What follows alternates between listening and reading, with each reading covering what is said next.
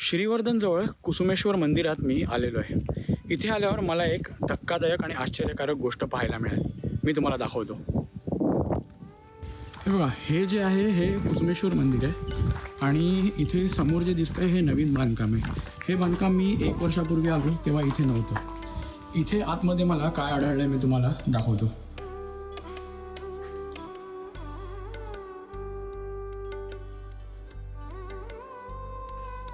इथे असंख्य अशा दगडांमध्ये कोरलेल्या मूर्त्या ठेवण्यात आलेल्या आहेत.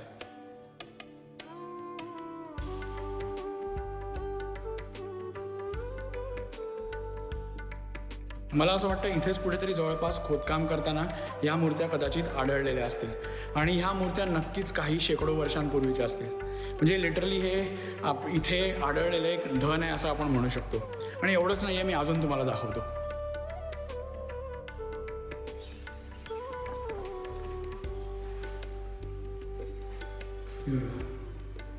ही मूर्ती आहे श्री नारायणाची. आत्तापर्यंत मी जितक्या मूर्त्या बघितल्या त्यातली सर्वात मोठी मूर्ती मला वाटली. ही मूर्ती आहे लक्ष्मीची आणि इथे आहे शंकर आणि पार्वती. तुम्ही बघू शकता किती सुबक कोरीव काम केलेलं आहे या मूर्तींवरती. ह्या मूर्त्या खरंच खूप सुंदर आहेत आणि ह्यावरचं कोरीव काम बघण्यासारखं आहे. हा व्हिडिओ बनवण्याचं कारण म्हणजे मला असं वाटतं ह्या मूर्त्या व्यवस्थितरित्या सुरक्षितपणे ठेवणं गरजेचं आहे. सध्या ह्या रूमच्या आतमध्ये त्यांनी असे कठडे केलेले आहेत आणि त्यावरती त्या मूर्त्या ठेवलेल्या आहेत ज्याला कोणीही बाहेरचं येऊन हात लावू शकतो.